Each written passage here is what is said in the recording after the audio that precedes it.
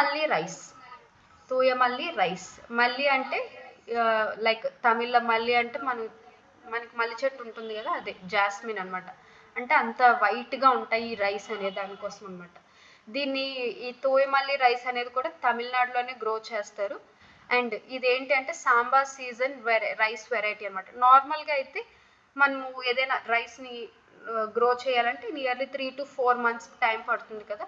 ఇది కూడా 135 to 140 days ఇది మెచ్యూర్ అవ్వటానికి, లైక్ ఈ క్రాప్ అనేది గ్రో అవ్వటానికి లాంగ్ డ్యూరేషన్ క్రాప్. 135 to 140 డేస్లో దీన్ని గ్రో చేస్తారు.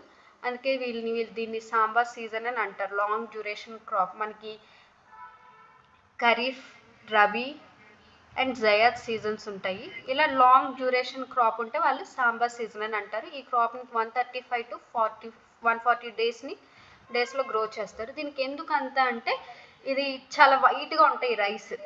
ఇక్కడ చూసారా, ప్యూర్ జాస్మిన్ లాగా అనమాట. తూయమల్లి అంటే ఏంటంటే ప్యూర్ జాస్మిన్, అంత వైట్గా ఉంటుంది. అండ్ అరోమా కూడా అంటే నార్మల్ రైస్తో కంపేర్ చేసేటప్పుడు ఇది కొంచెం వేరుగా ఉంటుంది. అండ్ పర్లీ గ్రెయిన్స్, లైక్ ముత్యాలు ఎంత తెల్లగా ఉంటాయో ఇవంత తెల్లగా ఉంటుంది. And at the same time nutrition value కూడా చాలా ఎక్కువ ఉంటుంది అనమాట. దీన్ని పర్ల్ రైస్ అని పిలుస్తారు because it is a shiny and attractive rice అనమాట.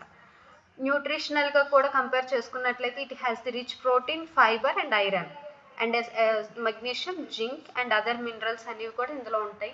హెల్తీ వైజ్గా చూసుకున్నట్లయితే ఇట్ హ్యాస్ ది లో గ్లైసమిక్ ఇండెక్స్. గ్లైసమిక్ ఇండెక్స్ అంటే ఏంటి అంటే మనం కార్బోహైడ్రేట్స్, రైస్లో ఏముంటుంది, కార్బోహైడ్రేట్స్ ఉంటాయి కదా. ఎప్పుడైనా ఫుడ్లో మనం కార్బోహైడ్రేట్స్ తీసుకునేటప్పుడు అది ఎంత ఫాస్ట్గా దాన్ని గ్లూకోజ్గా లైక్ షుగర్ కింద కన్వర్ట్ చేస్తుంది అనేది ఈ గ్లైసమిక్ ఇండెక్స్ అనేది చెప్తుంది.